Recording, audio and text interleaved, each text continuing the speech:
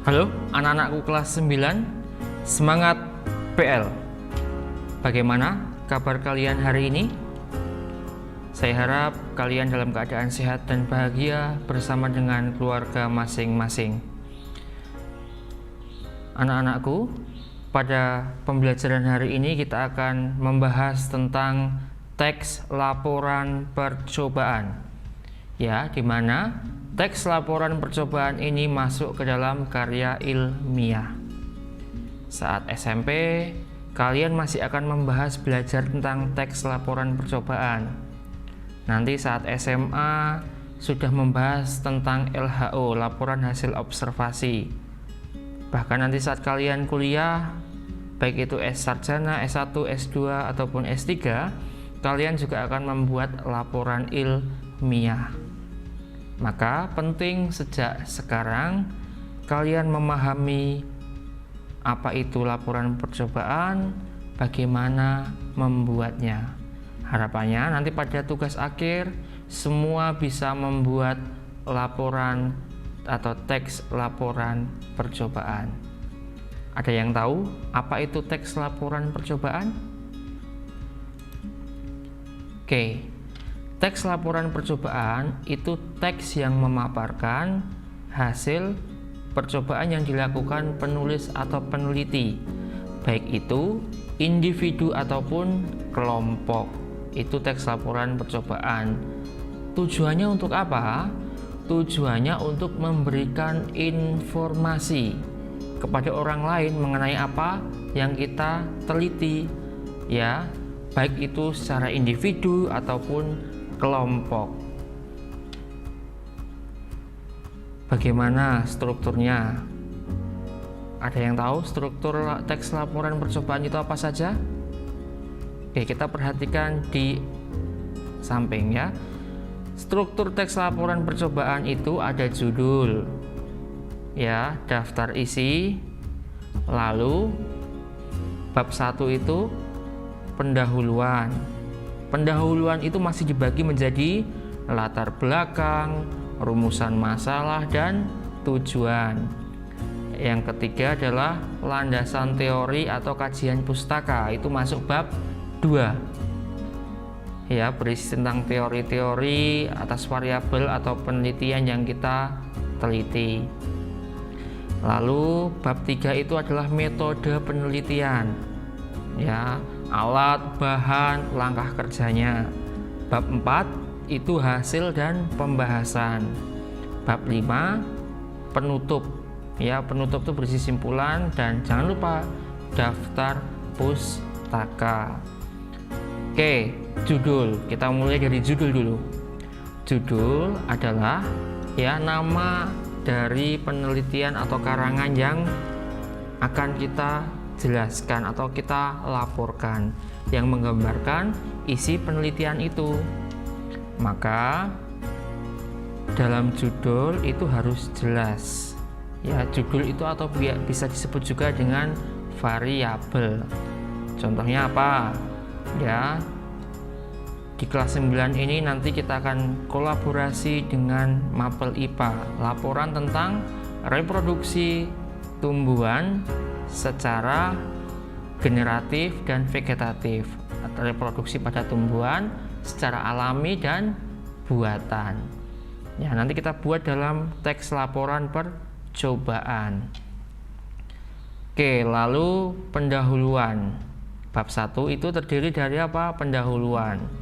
Pendahuluan itu adalah bagian yang memaparkan latar belakang, rumusan masalah, dan tujuan percobaan. Ya, jadi dalam pendahuluan itu latar belakang kenapa teman-teman melakukan penelitian dijelaskan di dalam latar belakang itu, ya, yang mendasari teman-teman melakukan penelitian itu apa sehingga melakukan percobaan itu. Lalu rumusan masalah, merumuskan masalahnya, ya, untuk mendapatkan hasilnya pada di bab 4 nanti. Contoh rumusan masalahnya, bagaimana cara kerja reproduksi tumbuhan secara alami dan buatan. Lalu apa ya apa perubahan atau perbedaan dari reproduksi alami dan buatan. Maka di tujuan itu juga harus sama. Jika rumusan masalahnya ada dua, tujuannya juga ada dua. Bedanya kalau di rumusan masalah itu menggunakan kalimat tanya, ya, menanyakan. Lalu bab 3 adalah landasan teori atau kajian pustaka. Maka disebut laporan ilmiah karena hasilnya dapat dipertanggungjawabkan. Salah satunya ya teori-teori tentang variabel atau judul yang kita teliti itu teorinya dituliskan di bab 2. Ya, teori yang digunakan dalam melakukan percobaan. Misalnya berarti ya reproduksi tumbuhan secara alami dan buatan. Maka mencari teori yang menjelaskan tentang reproduksi pada tumbuhan, lalu ya macam-macam reproduksi pada tumbuhan. Nanti dijelaskan kembali di poin selanjutnya, ya, menjelaskan tentang secara reproduksi secara generatif dan vegetatif atau secara buatan dan alami. Itu dijelaskan juga dengan teori-teori yang sudah dikemukakan sebelumnya. Mencarinya dari mana? Boleh dari jurnal, boleh dari buku. Oke, lalu yang bab 3 itu metode penelitian. Ya, metode penelitian itu adalah cara yang digunakan untuk melakukan sebuah percobaan atau penelitian. Berarti di situ dijelaskan tentang alat, bahan, dan langkah kerjanya. Setelah itu dijelaskan kembali hasil dan pembahasannya di bab 4. Ya, ini yang harus dibedakan. Hasil dan pembahasan itu tidak jadi satu, berbeda ya. Maka hasil itu dalam bentuk tabel, nantinya data.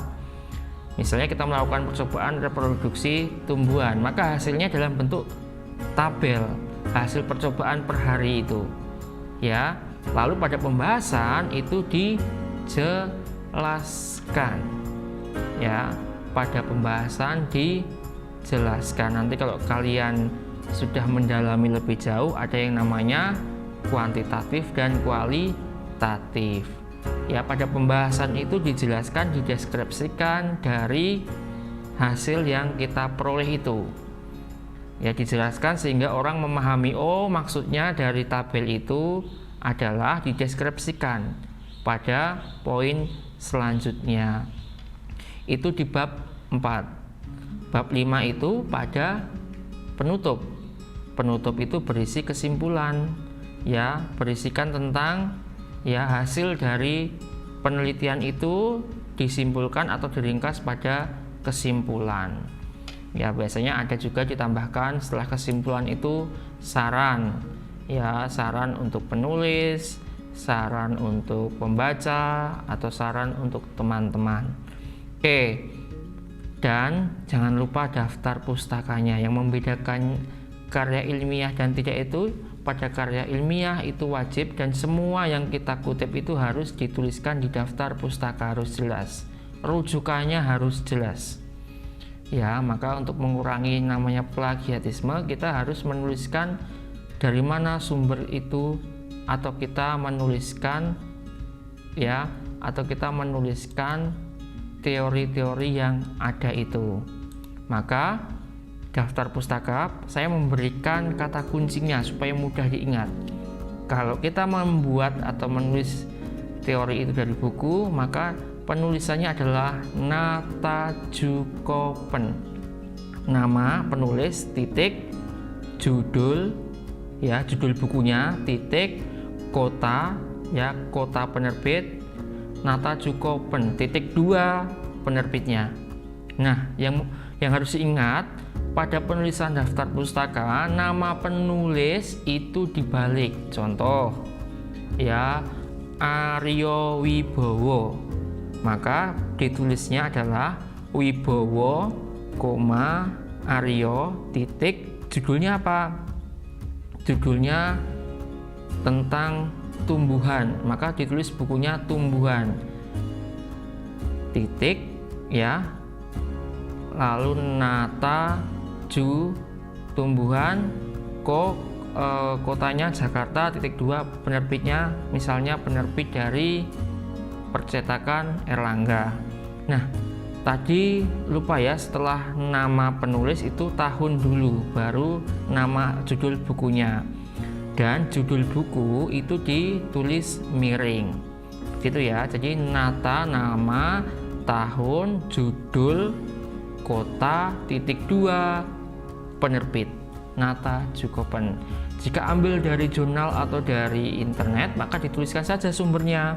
Diambil dari HTTP bla bla bla pada hari, misalnya hari Kamis 20 Juli 2020 pukul 15.30 WIB.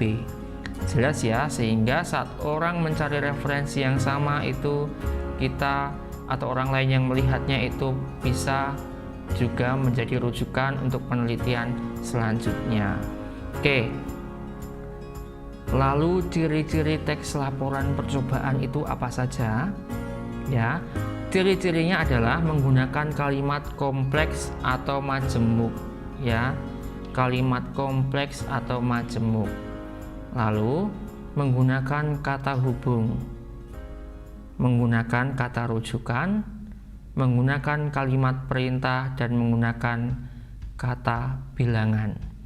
Apa itu kalimat kompleks atau kalimat majemuk bertingkat? Yaitu kalimat yang terdiri dari 2 struktur dengan 2 verbal atau lebih, dengan 2 kata kerja atau lebih. Contohnya ya, Ani sedang membaca buku dan Bimo membaca koran. Ya, memiliki 2 verbal atau lebih. Lalu Desi tidak berangkat sekolah karena sedang sakit. Ya, jadi ada kalimat inti dan kalimat penjelas. Ya, ada anak kalimat dan kalimat penjelasnya.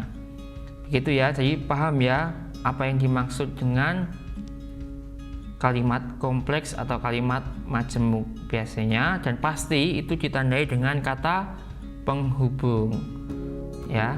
Oke, lalu kata hubung atau konjungsi, yaitu kata yang menjadi penghubung antar kata, antar frasa, antar klausa, antar kalimat, dan antar paragraf. Ada banyak kata hubung atau konjungsi, yaitu dan, tetapi, oleh karena itu, maka, sehingga, meskipun, dan lain-lain.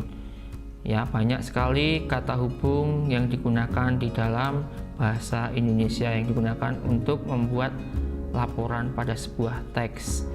Yang ketiga adalah kata rujukan. Nah, kata rujukan itu adalah kata yang merujuk pada sebuah kata, frasa, klausa, atau kalimat sebelumnya.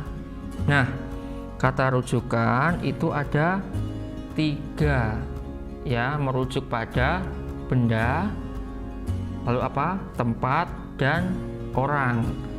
Pada benda itu contohnya apa? Itu. Lalu pada tempat itu apa? Di sana, di sini. Ya, itu kan merujuk ya.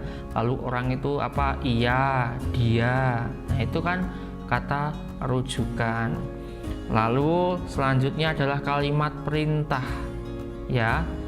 Kalimat perintah adalah kalimat untuk menjelaskan langkah-langkah teks laporan percobaan. Nah, pada kelas 9 atau di kelas 9 itu kita membahas tentang teks, semuanya materi tentang teks.